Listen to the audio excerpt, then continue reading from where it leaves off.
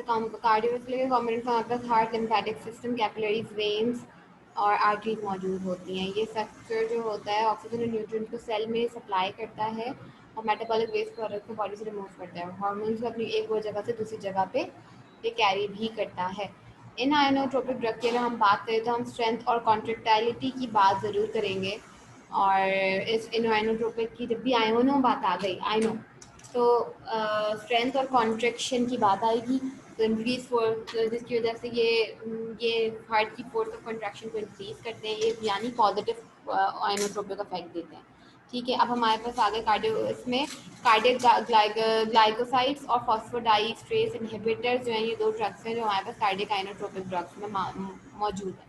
ठीक है, लेकिन हम अभी सिर्फ और सिर्फ हमारे सिलेबस में कार्डियक ग्लाइकोसाइड्स हम पढ़ेंगे। ठीक है, कार्डियक ग्लाइकोसाइड्स जो हैं वो हार्ट रेट को स्लो करते हैं, यानी क्रोनोट्रॉपिक इफेक्ट। अच्छा, अब ये देखो आयनोट्रॉपिक में मैंने कॉन्ट्रैक्शन की बात की है, लेकिन हार्ट रेट की जब भी बात आएगी तो क्रोनोट्रॉपिक इफेक्ट हो जाएगा। ठीक है, क्रोनो मतलब रेट, इस तरह से हम पढ़ेंगे।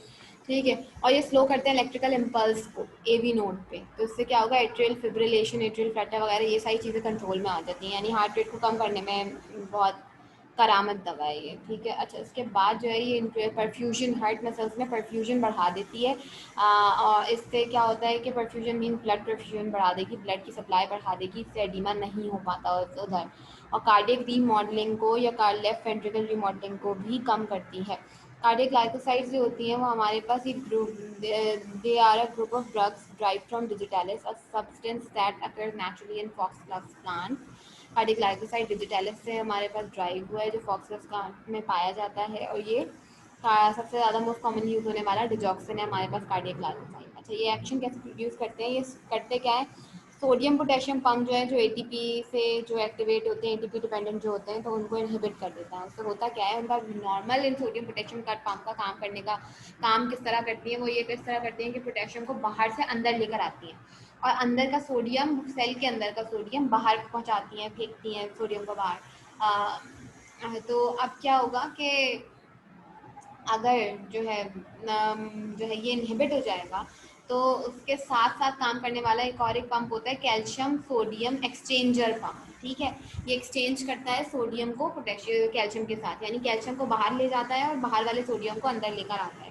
ठीक है, ये इस तरह से काम करता है। तो अगर हम सोडियम पोटेशियम पंप को इनहिबिट कर देंगे, सोडियम पोटेशियम की अभी मैं दोबारा बात कर रही हूँ, उसे इनहिबिट कर दिया ग्लाइकोसाइड ने, डिजॉक्सिन ने, अब क्या हुआ, वो जो बाहर वाला सोडियम है वो अंदर ही रह गया, अब उसकी जगह एक्सचेंज भी नहीं होगा, अंदर सोडियम जो है बढ़ जाएगा, बाहर वाला सोडियम अंदर आता है, पोटेशियम बाहर जाएगा, मतलब अब सोडियम जो है अंदर से बाहर नहीं जा सकता, तो सोडियम अंदर ज़्यादा हो गया। अगर सोडियम अंदर ज़्यादा हो जाएगा तो कैल्शियम सोडियम एक्सचेंजर जो है, जो आगे काम करेगा, वो करता क्या है, वो सोडियम को, बाहर वाले सोडियम को अंदर लेकर आता है, लेकिन सोडियम तो अंदर है, क्योंकि सोडियम पोटेशियम पंप जो है वो एक काम नहीं कर रहा, तो कौन भेजेगा सोडियम को बाहर, तो सोडियम अंदर ज़्यादा हुआ है सेल के अंदर, तो क्या होगा, कैल्शियम भी सेल के अंदर रहेंगे। अब कैल्शियम बाहर नहीं जा सकते, क्यों, क्योंकि वो पंप तभी काम करता है जब सोडियम बाहर से अंदर आए और कैल्शियम फिर अंदर से बाहर जाती है।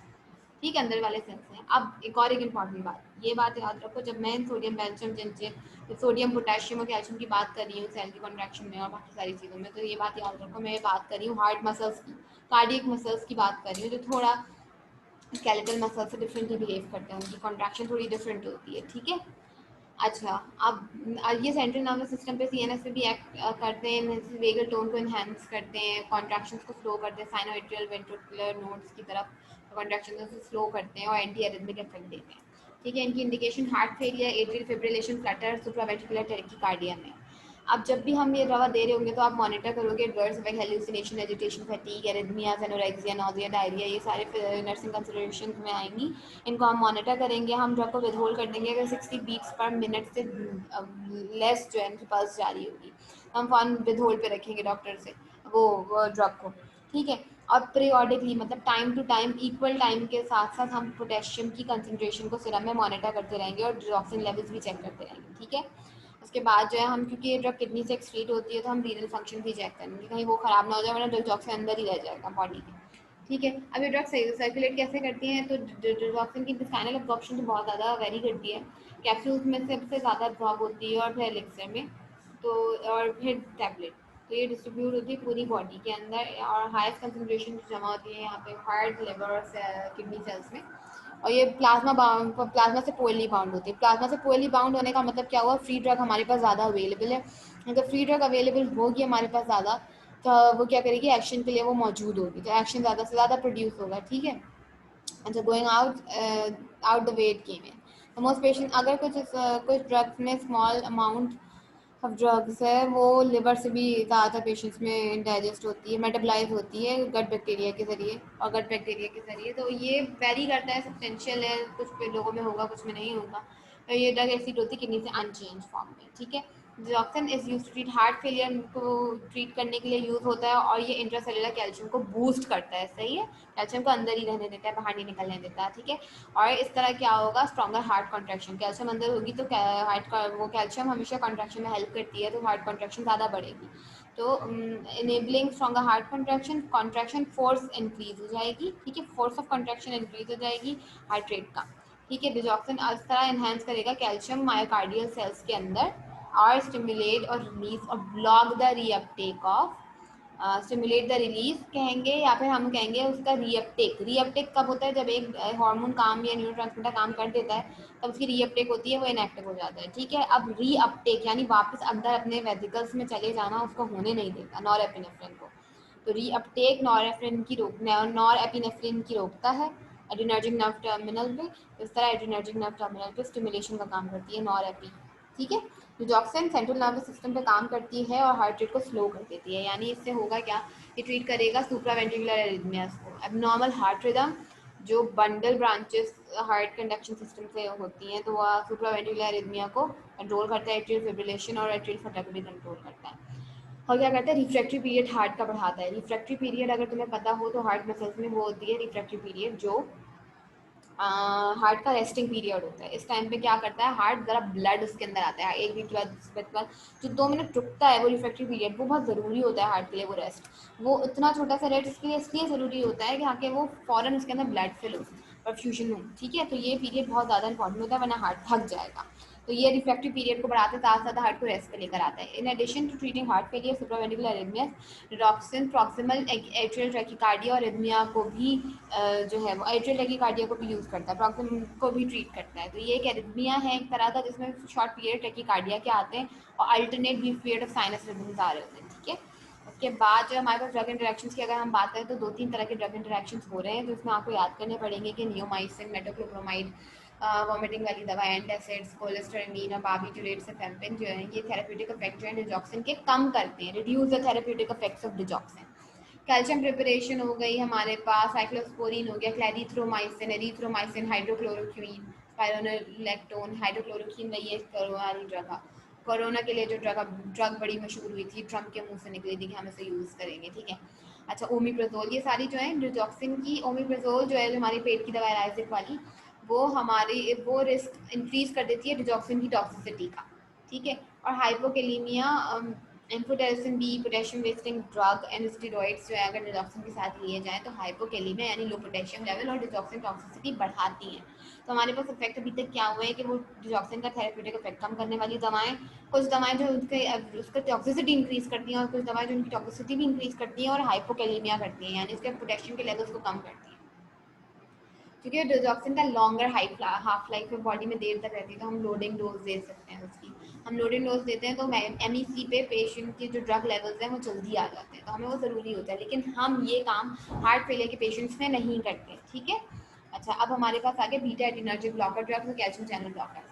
अच्छा बीटा ब्लॉकर तो कैल्शियम CCBs का आपको पता होना चाहिए कि वो हार्ट रेट को कम करते हैं। ठीक है, इसीलिए अगर हम डिजॉक्सिन के साथ दे देंगे तो एक्सेसिवली स्लो हार्ट रेट हो जाएगा और एरिथमियाज आएंगे। ठीक है, NMJ न्यूरोमस्कुलर ब्लॉकिंग ड्रग्स जो है वो हमारे पास NMD ड्रग्स, सक्सेनाइल कोलिन और थायराइड प्रिपरेशन से लेवोथायरोक्सिन, ये इंक्रीज करती है रिस्क एरिथमिया का जब डिजॉक्सिन के साथ इनके साथ लिया जाता है। ठीक है, थायराइड प्रिपरेशन को हार्ट रेट तेज करती है ना, बढ़ाती है।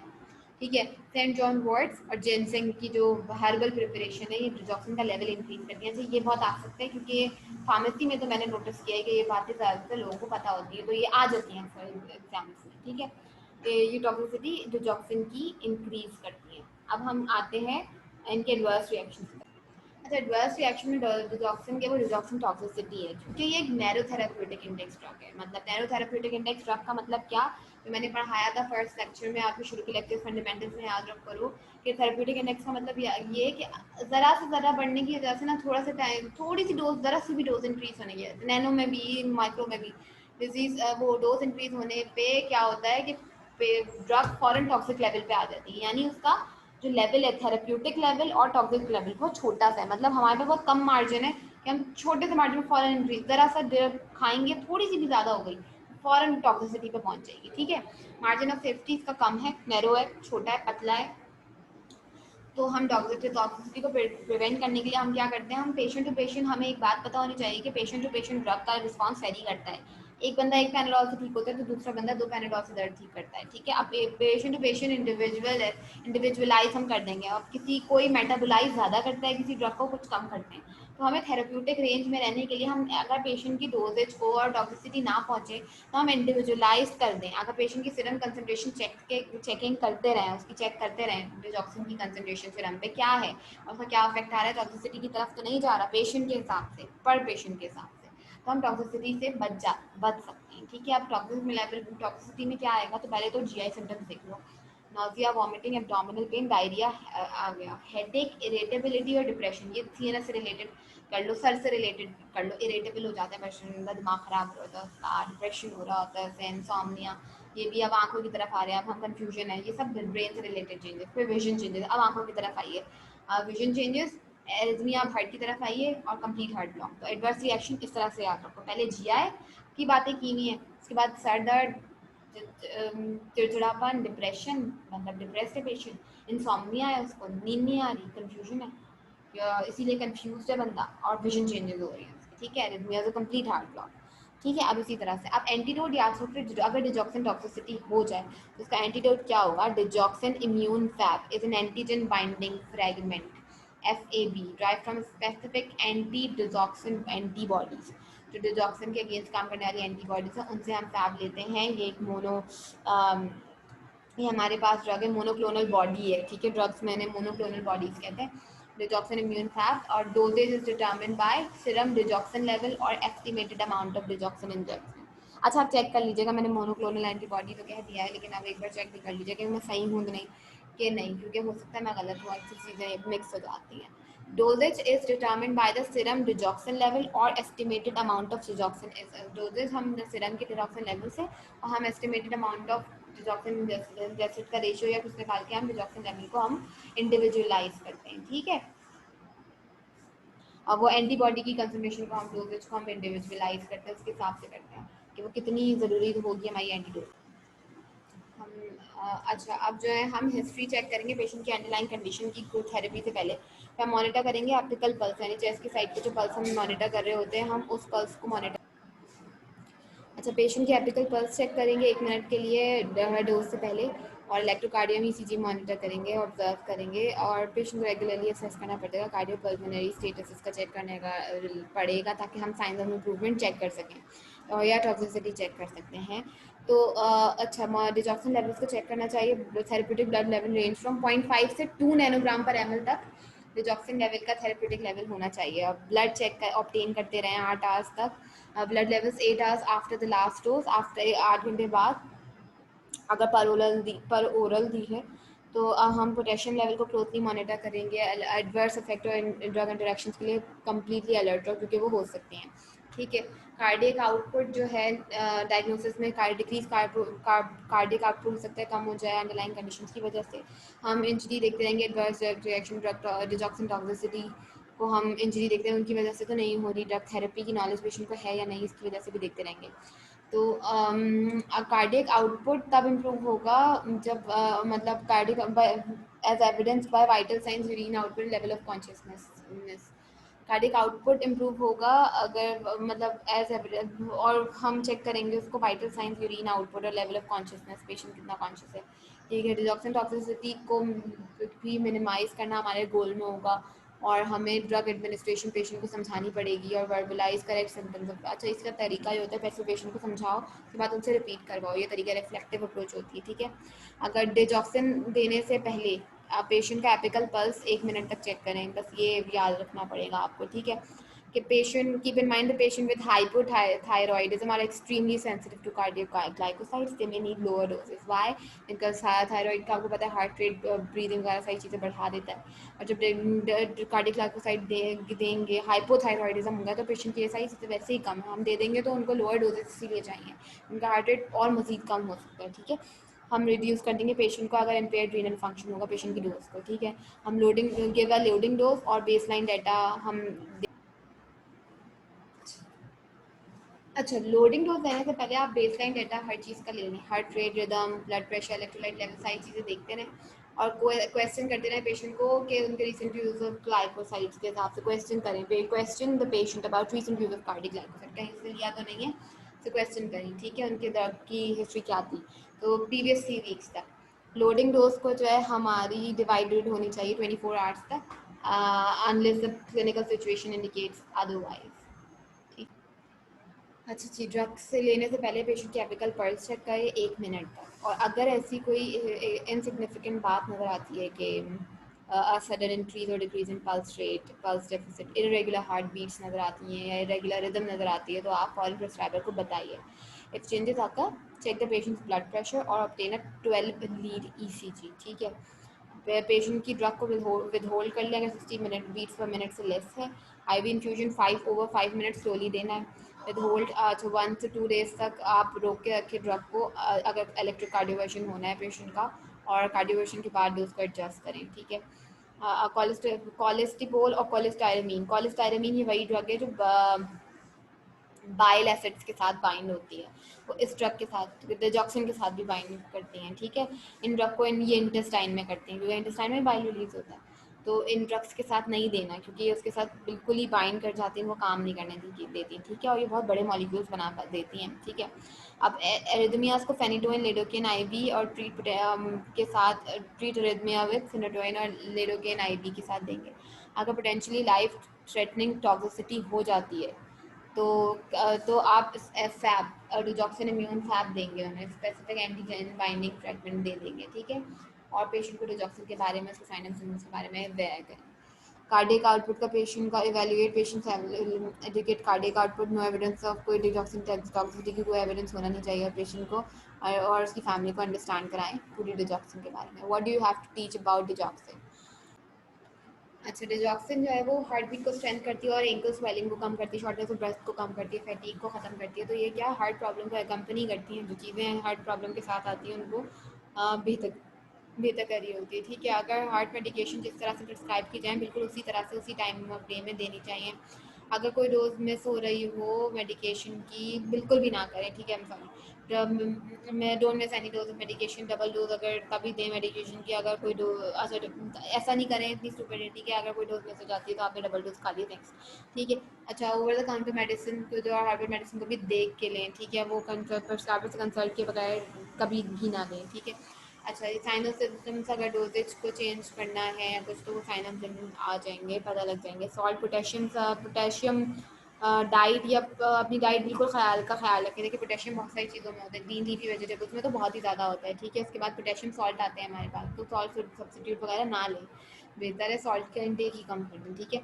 अच्छा, तो एक ही ब्रांड की डिजॉक्सिन यूज़ करें। अच्छा, वैसे ब्रांड में फ़र्क नहीं होता, लेकिन नैरो थेरेप्यूटिक इंडेक्स वाली ड्रग्स के साथ हम थोड़ा ख्याल रखते हैं क्योंकि एक्सीक्वेंट्स का डिफरेंस आ ही जाता है, ठीक है। बाकी तो डिजॉक्सिन कैप्सूल को क्रश ना करें, लिक्विड फॉर्म में डिजॉक्सिन मेजर एक्यूरेटली मेजर करें, ये सारी बातें हमारी पड़ी हुई हैं।